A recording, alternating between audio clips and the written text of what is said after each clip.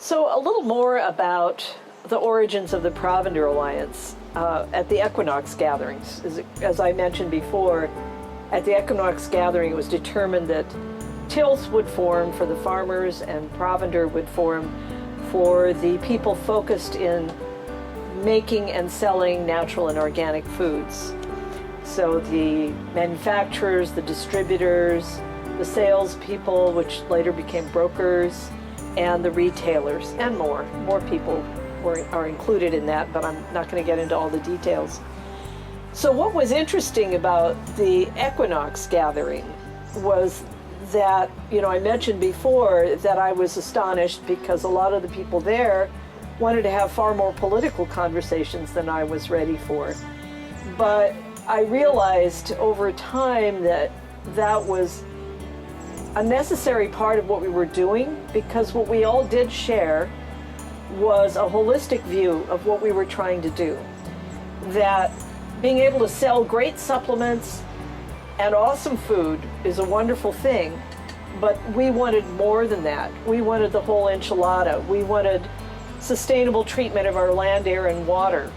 We wanted compassionate and sustainable treatment of each other in the business model. We wanted compassionate and respectful treatment for all the participants in the industry. We wanted perfection, but that's okay. We may or may not have realized we couldn't always have perfection, but working toward it was something we all shared. That we wanted to be inclusive, and we wanted everyone to have a place at the table. And I appreciate that more and more as time goes on, and as I have been in and out of different parts of the industry, some of which I felt were doing a more or less good job of holding all those values, and some which just seem to care about part of it and not the rest. And I'm still someone who would like to see the whole thing. But at any rate, Provender came out of it for all the people who wanted to focus their attention, even though they espoused all those same goals. Provender, in my mind, was for the subset of that group that wanted to focus that through selling and making food. Distributors, retailers, manufacturers. And so it began as a way of educating one another and communicating one another, congratulating one another, and just basically a way of forming community so we didn't all feel so alone with trying to create this model that we had never seen. Well, and there was not, the internet was not around then. Right. And I'm looking for someone who has a particular product or a spice or something. We had to write letters. I mean, you could not just, maybe you could call on the phone, but how are you going to know? So one of the things that Provender did and did well was it connected manufacturers with retailers and brokers and distributors, so that when retailers said, hey, my customers want, we want a pasta sauce that doesn't have any tomatoes in it. So we want to have a pasta sauce that's made out of squash or something like that. Well, if a manufacturer doesn't have a connection for a squash grower, for organic squash, or for whatever, there's no way for them. I mean, there's no way, but it's not easy. What we did was we made it easier for retailers to ask distributors for products or manufacturers for products, and we talked to distributors about getting products into distribution, such as Toby's Tofu Pate, and Toby was a really important part of Provender's history. But other places in the country couldn't get tofu pate until there was a way to get it distributed. And Provender was one of those connections for Toby. Same with the creamery, the Springfield Creamery. Connections were made, and the economy of scale that was created when we all came together made the whole Northwest natural foods industry more efficient and made it better in terms of our ability to meet the needs of people who wanted natural foods. So, my stated goal and what I understood was that we were focused on getting good food to people, whatever that took, and that the business was secondary to that. Although we needed to have the business to be able to support this process, what was in our hearts was that we wanted people to have good food. And we used to say that over and over again, when are we going to work ourselves out of a job and everybody will have natural food? Who knew it was going to be like this? But this is before corporate America discovered that this was a profit center. I feel like that was one of the advantages of organizing with Provender, and it also educated. We were allowed to educate, not allowed. We gave each other information that we had, and we organized around issues. For example, some of the supplements manufacturers were getting hammered pretty heavily about regulations that were making it difficult for them to sell their products. And we had consumers that really wanted, customers that wanted certain supplements, and they were going to be gone. And those people were really helped with those things. And so one of the things we were able to do with Provender is organize people, give them information and connections to get information to give to consumers, so that consumers could lobby the government to say, hey, we do need this. We need this particular supplement. Here's how we can do it.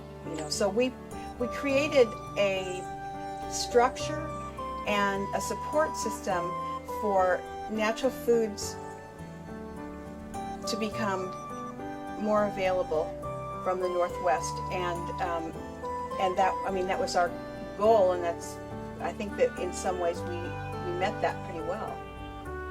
Don't you think? Yeah.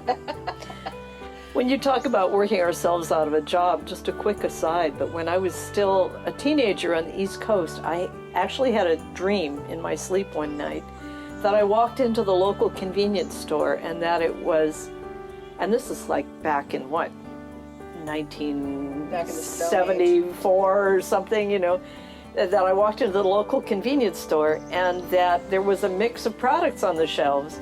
They had junk food right alongside natural food everywhere you looked.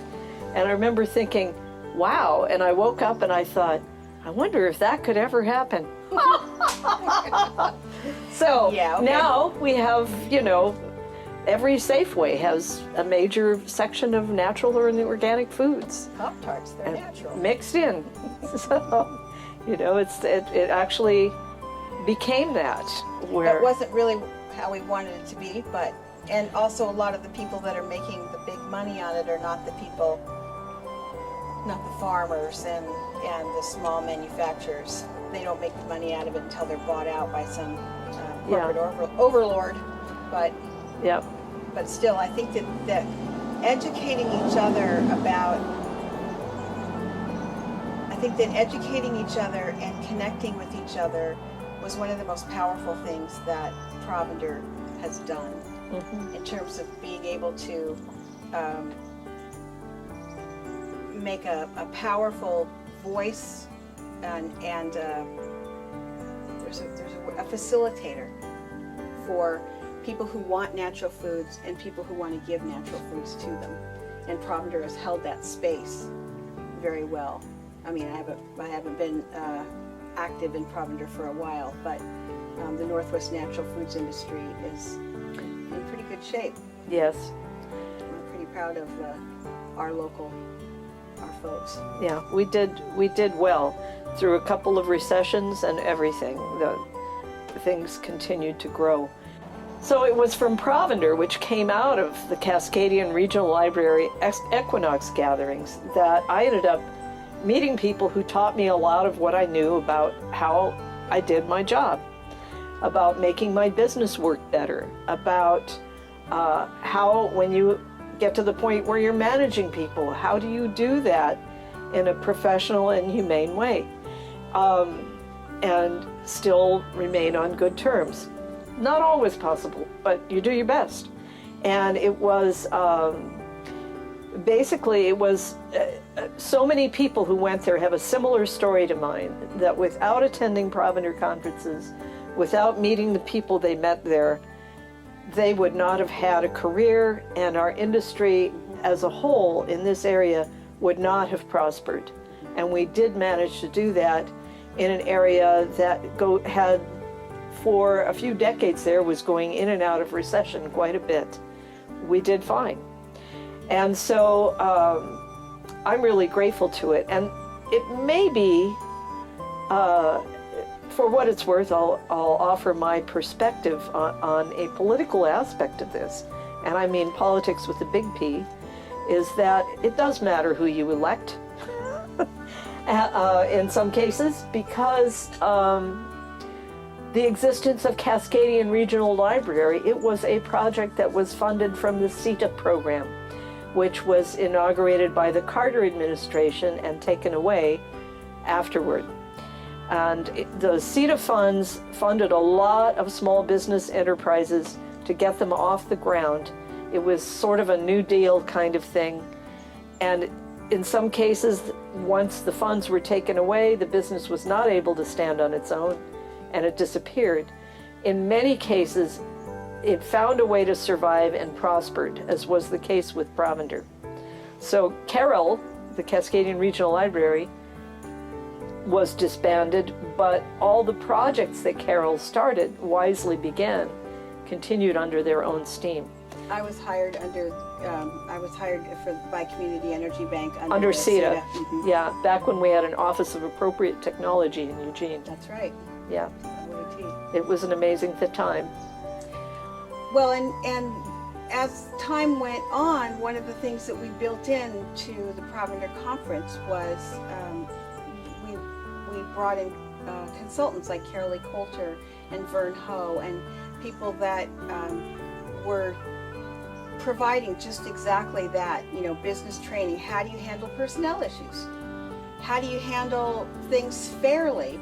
But bringing in someone who wasn't just a stock, like Robert Half person or something. It was, Carolee knew what we were doing in the natural foods industry. She was one of us, and still she had these skills that people really clamored for. And there were other business, margin and markup, and how do you do that? And we had roundtables and panel discussions where retailers would talk about different ways that they manage their perishables, or how they handle shrink, or do they use markup? Do they use margin? What's the difference between those two? And those are for some people, they needed that information because they just sort of figured out what they wanted to charge for it, and they charged for it. And we taught people accounting, and I mean not accounting, but basic bookkeeping that you can do in terms of a conference weekend. But other things about how do you relate to a broker versus how do you relate to a manufacturer's rep? What's the difference between a manufacturer's rep and a broker's rep? What's the difference between, when I remember when I started, that there was quite a bit of there were different set of goals and different priorities for all four of those groups: the distributors, the manufacturers, the brokers, and the retailers. And there were, I think that if I remember correctly, there were more retailers than any other group. Yes. And we had some brokers and some distributors, but we really had very few manufacturers. So I remember that my first year in Provender, my goal was to increase the number of manufacturers in the percentage. And we did that.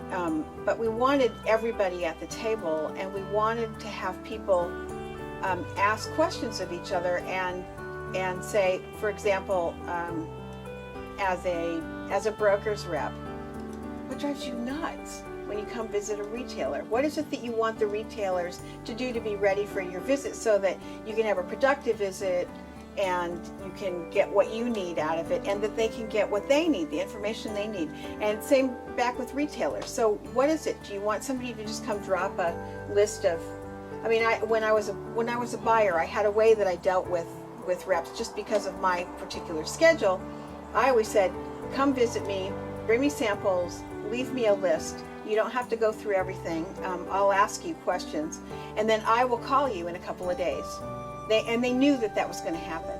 But if we didn't have that, I had permission to do that because I had learned that at Provender, that I could say to my rep, here's what I need from you. And the reps were happy. But if you just sat there and retailers would complain about, oh, he just talks my ear off, and I just don't, you know. So we would have these round tables, and people said, you got all 4 groups all in the same place. I'd say, yeah, and they were fine. I mean, you know, we picked people who we knew would be able to handle that sort of thing, and they handled it gracefully. And I thought that one of the things that we did very well was bring all 4 of those groups together. And we encouraged people to have direct communication with each other, because it wasn't always that way. And people get hired as buyers in retail stores. They don't know what to do. They're just, I mean, somebody just says, here, you fill the shelf. And so being able to teach a retail buyer, how do you approach somebody at a trade show? What do you do, you know, how do you set boundaries with that? Or how do you get what you need from that person? And that you can go to a manufacturer like Rising Moon. Remember Kirk and Rising Moon?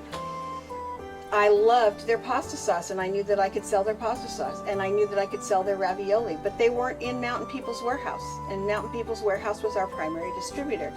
So every gosh darn trade show, as a retailer, I took my Sundance badge and said, I'm a retailer here, and I want you to carry this product. Here's some ravioli. Here's some bread and taste it. And I don't think I was the only person who got them in there, but one of the things that we did at Provender was we talked about your responsibility to make things better. Because, for example, when I was a buyer at Sundance, that was a big deal at a trade show because we did a lot. We did 6 million in natural foods in under 1,200 square feet, which I think is more productive per square foot than any place outside of New York City. And so when I had the Sundance buyer badge on, people wanted to sell stuff to me because they knew I could move product. And so we at Provender encouraged people that were retailers, or that anybody that had any kind of influence, to use it for good. So find a small company that you really support and get other retailers to try their product, and get them on the bandwagon, and then go to Mountain People's and say, hey, we will carry this product. We will sell this product if you will carry it. And that, I think, is one of the things that Provender did so well, was kind of grease the wheels to get people connected, but not in a sleazy way. It was a friendly way, it was kind, and it was, I don't know, it felt like it was comfortable. It was not creepy. It's like, how can we make this work for everyone? And that was one of the wonderful things when you would try to explain why someone might want to be involved with Provender, and say, you know, this is a place where companies that are competitors come together and cooperate. Mm-hmm. This is the place where we all get to breathe, instead of saying, how do I beat that other fellow at this? That was a place where you and the other fellow could be, and forget about all that and say, how do we lift up our whole industry? Mm-hmm. What's going to work well? How do we solve mutual problems? And it was very, very good, because it created a lot of cross-pollination and idea exchange that helped us all. So, yeah. And it was we were lucky in that we had good board members.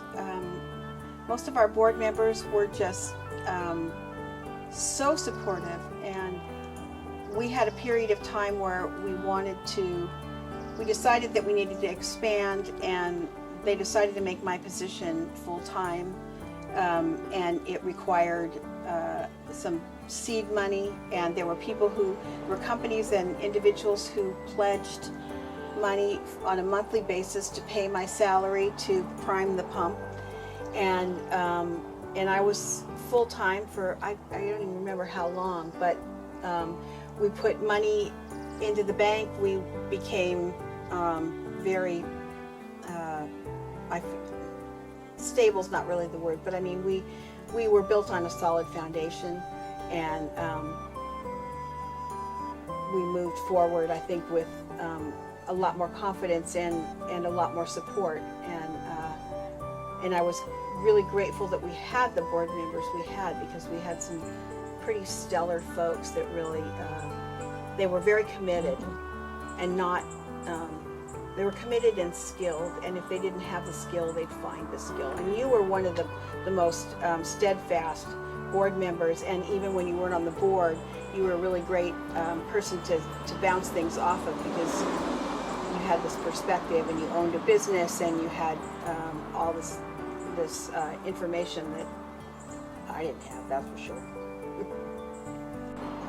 What we did was, or I guess I'm assuming what they still do, is we created a community, and it was a community of people who shared a set of goals, and the goals were about helping each other out rather than stepping on each other or being worried that the person next to you is going to steal your idea or take your business. But it was more about we come together because we have this common set of values, that people matter, that food is important, that clean food is really important, that being well is a really important part of life, and that's all connected to our food system. And that our participatory management, where everyone has some say in what's going on, graduated, but that there is feedback, and feedback is allowed, Yeah, that was important. It's not an oppressive environment to work in.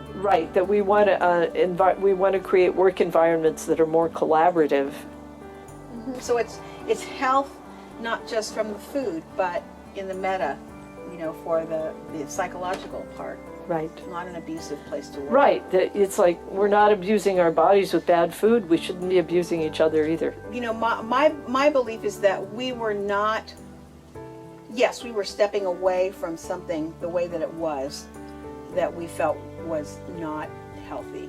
But my belief is that we were going towards something different and better, that we weren't just running away, we were creating something new. And so when you go to a Provender conference, you were part of creating something new, or something better, that had more parts of it, more parts of yourself were going to be included in the agenda than just the part that goes, hey, I got something, build some muscles, It was a whole sort of thing, down to the food that we served. The food was always a challenge, and we'd have a lot of donations, and that was another way that we supported our manufacturers, and our brokers supported us by bringing food. And I think that they don't do that anymore, but there's some of that. They have a snack room now, I think, at Hood River, so that can still happen. But I think I did attend the Hood River event one time, and it's amazing. They've worked with the staff at the Hood River Inn long enough now that the kitchen knows exactly what to do. That's so great. And it's pretty darn good. Because we were out in the middle of... We were always having to reinvent the wheel without the facility to do it in, yeah. There was one place that we were, remember the place where we were, it was up, I think it was Port Townsend, and they had never done a conference like Provender before, and they thought that the reason we were not using meat was because we were too poor. So for breakfast one morning, they brought those big trays of bacon and set them down in the breakfast table. Carts full of bacon. And it was a gift. They didn't put it on our bill, and they were telling us, we wanted you to, we felt like we wanted to give you this gift. And the entire Sundance delegation got upset and walked out. Nobody knew. They thought I had ordered this as the and certainly not everyone who attended was vegetarian, but we needed to make sure that we had that meals. We needed to make sure we had that covered, and that no one was going to be confronted with meat when they didn't want to be. So, and it was I just about lost it. But then we also were able to do Lost Valley, where we could bring in our own chef, and we brought in Anton from Holy Cow. Holy Cow, yeah. And Anton is such a character, and he would walk in every year. He would walk in. He'd say, "I can't possibly work in this kitchen. There is no way I cannot feed people in this kitchen. This kitchen is too small, or the refrigerator is not big enough." Or he would have his fit, and then he would go produce this incredible food, incredible food. And then of course he would say, "I want." Of course, I want to do this again next year. And so we had the two choices. Either we had to work with people who had no idea. They thought natural foods was like iceberg lettuce and grilled cheese sandwich, or just salad for 3 days. Yeah, just salad. Yeah. Nothing but salad. And so we had to kind of introduce people to tofu and tempeh and some of the other more exotic sort of things like wheat meat, and then get them to not just use it, but do it well, because the people that we were serving were natural foodies. They wanted decent food, and they deserved it. They had a finely trained palate. Yes, they did. They certainly did, yeah, I mean, I really liked the conferences we did at Lost Valley, but Lost Valley was a conference center, still is actually, out in Dexter, and there were so many. It was pretty free for all, so we had a lot of opportunities, but there were some basics that we had to figure out, and I mean, and it's rustic to say the least. It is rustic, and I was close to primitive, so their bunks and things. And I mean, they were comfortable bunks, but then, they would forget things like they forgot the year they forgot the linens. And we showed up on, I think it was Wednesday night. The conference was starting on Friday, and Wednesday I said, "So you're going to have all these," we're walking around in the dorms, and I said, "So when did the linens go?" And they said, "You're bringing your linens." And I said, No, we're not." And they said, "Oh yeah, we didn't plan for linens." And I whipped out the contract and said, "Right here, linens." And they said, "Oh, okay." And they started running around to everyone who lived in the whole community, and they all had to give their sheets up, and they did laundry and laundry and laundry. Oh, dear. And they finally got. I mean, we got enough sheets, but it was touch and go. So I mean, we also had the food that we wanted, because we had Anton and we had manufacturers bringing food. So the food, even though Anton complained about it, was absolutely exquisite. It was good. And so it was always this choice between how primitive do we go, and then we also get all these choices, or how mainstream do we go, and what are the limitations and on the food? have certain aspects of our conference taken completely out of our control. Exactly. I think that is resolved. I suspect that's a big part of the reason that they have stuck with Hood River now for umpteen million years, because the Hood River Inn has learned to do what is needed. Yeah, that's great. And they're willing to do it. Because it was, I mean, in those days, it was not, people did not know what tofu was in a commercial kitchen, unless it was an Asian kitchen. And it was always kind of like talking to Martians. I mean, they were looking at us like we were nuts.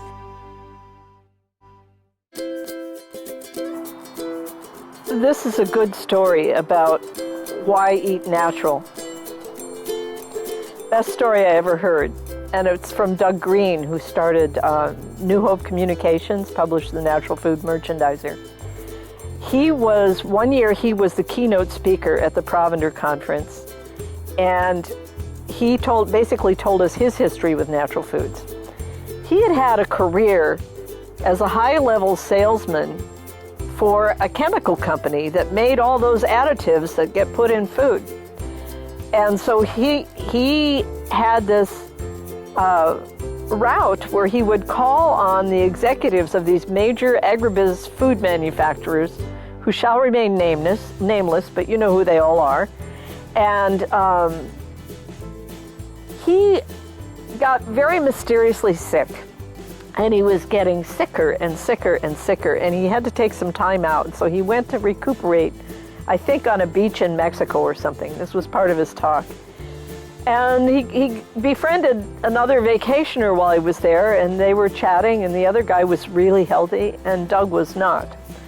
And the other guy got to talking to him about, well, what do you eat? And Doug said, well, you know, what does everybody eat? And he told him, you know, and the guy goes, oh boy, that might have something to do with why you're not feeling good. And the guy basically gave him an education in natural foods, and Doug thought, well, that's weird, but I'm not getting any other answers that are working for me. Nothing to lose. Nothing to lose, so I'll try it.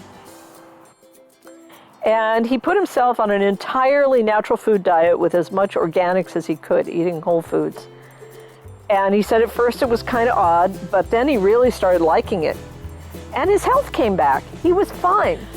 So one day he was doing his job, and he called on the executive at a major food manufacturer to sell his chemicals. And he kind of liked the guy. The guy was intelligent, and he enjoyed talking to him. And he just sort of asked him a candid question when they finished their meeting. He said, tell me, why do you guys put all these chemicals in the food? You know, what's it for? Why, we don't need this. You know, why do that? And the executive just looked at him in astonishment and answered him very candidly and said, we're not in the business of selling food. We sell image. And that just had such an effect on Doug. He's like, I'm in the wrong line of work. So we have natural food merchandiser. Anyway, I love that story. And maybe you'll actually interview Doug at some point and you'll tell it differently, but that's what I heard.